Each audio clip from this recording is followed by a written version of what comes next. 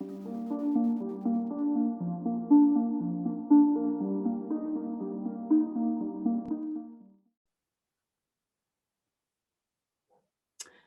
everyone. Today I'm here with Glandon Lewis, who's one of the main pedigree auctioneers at Welshpool Market.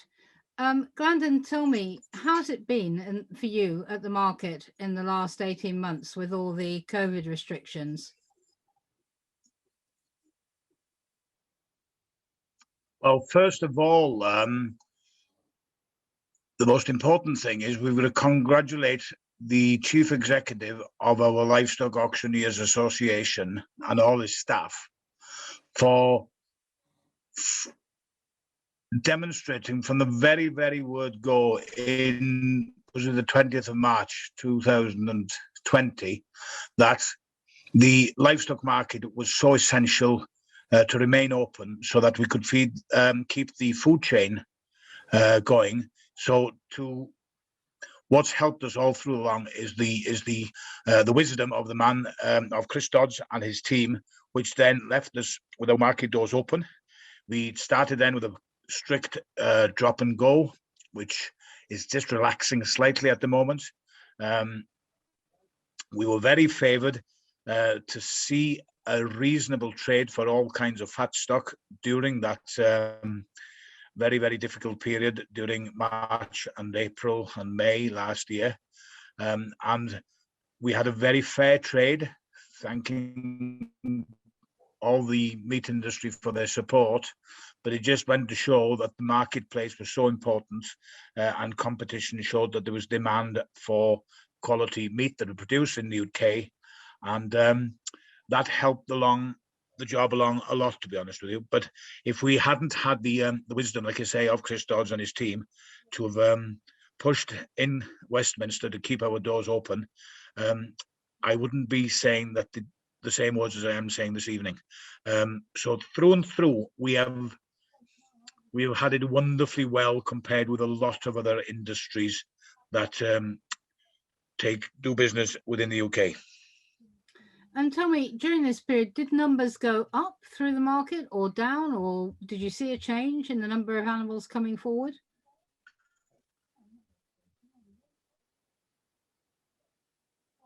But changing for the better as far as we were concerned, and more people were using the market, and that's been a strength throughout the pandemic, really, to be honest with you.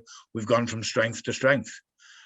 Again, because there is competition out in the marketplace, and it goes to demonstrate that what we produce, or what the farming sector of this country produces, is meat of high quality.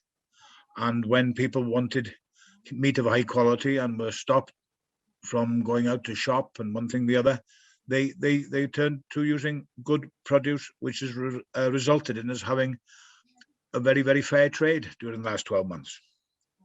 And what have you seen happen to prices during this period of time? Well, certainly they've affirmed. I can just say today I've been selling fat lambs in Oswestry Market today, and our average 12 months today was 222 pence a kilo live weight for lambs. 12 months ago we've averaged 298 today, so that's a fantastic increase of 76 pence a kilo for the same product in 12 months, which, listen, it's needed really, because inflation has got to be taken into account, and also our fixed and variable costs are going up daily. So but we are at a situation now where it's proving worthwhile to farm, whereas we have been through years where margins have been very tight. And what do you think the future holds in terms of prices, if we just talk about beef animals particularly? I think the beef price is pretty good at the moment. Do you see that staying where it is, or do you see it going up even more? I think so. I think the prices will remain firm. There's been a good store cattle trade all through since last January. Very acceptable prices for the right breeds.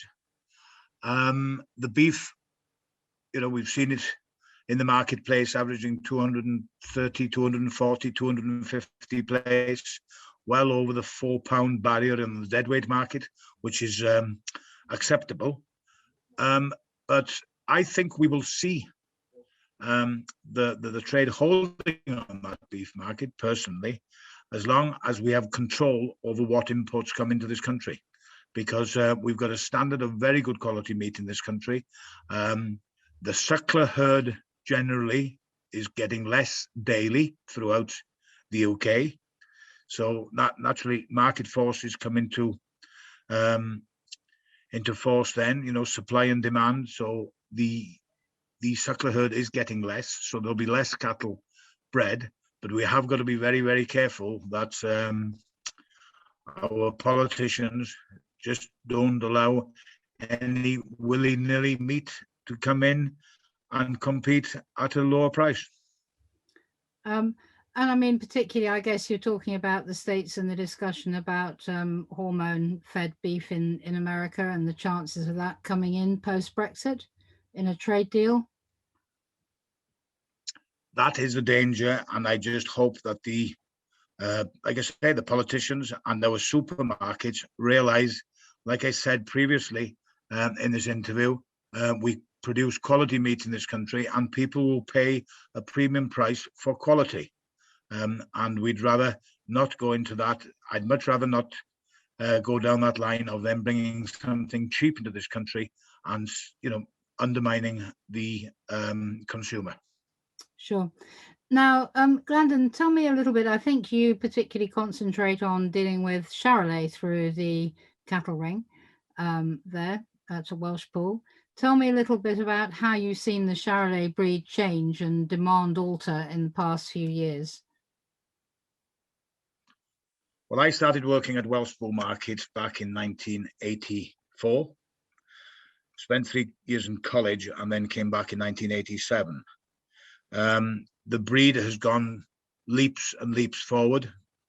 They've fantastic figures with cattle now with calving ears. The health status of the Charolais breed is second to none. And then as a result of that, we are seeing, demand for Charolais cross store cattle in our sale rings, because at the end of the day, they do turn into big cattle. I know that they're trying to curb the deadweight maximum weight to so many kilos, but this, you get big cattle at 2 years old out of Charolais cattle. And I think that's what the producers and the fattening men are looking for. And, the genetics and the improvement of the Charolais bull from the pedigree breeders over the years, and the genetics that you have passed on to a good suckle cross cow, we have seen a dramatic increase and progress in Charolais cross cattle and the demand for them from the fattening man. Why has the Charolais got a soft spot as far as you're concerned? Possibly. My late uncle, who was a past president of the Charolais Society, the late Mr. Tom Jones of the Montgomery herd, he started with the Charolais back in the early 70s. The Charolais has had a soft spot me because of that. But not only that, they are when you go into a sale ring on the store cattle sale day and you have a good bunch of 6 or 8 good Charolais bullocks that come in the ring, there's nothing better than catches your eye. And I don't care about what breed they are, but that Charolais bullock will, there's growth in them. They come to weight at the end of the day. But what you've got to remember, the farmer at the end of the day I'm talking the suckle cow farmer now, who sells these store cattle, they've got to have good, strong bullocks. And we've seen the trade this year demand about 260 pence a kilo for them good 400 kilo, 12-month-old bullocks coming to 1,050, 1,060 quid. And, if you have a small cow, and we'll use the stabilizer breeds and other breeds that they're introducing now, your fixed costs your variable costs might adjust. I accept that, because he's not as he doesn't want as much to be fed one the other. But your fixed costs, which are your rent, your fixed costs, which are your insurance, your public liability, your fixed costs on the farm, they don't come down. So you need a good animal to come to a lump of money. And I think that is the reason why I feel the Charolais has, a great future, in my opinion. And as long as they keep on breeding them good bulls, I do stress, I think the breeders, some maybe should just maybe cull a bit harder, but there will always be a premium for a good Charolais bull from the suckler cow farmers. That's great news. I think the Charolais breeders will be very happy to hear that comment from you, Glandon. Thank you very much indeed for talking to me this evening, and I wish you lots of success in the sales ring in the months ahead.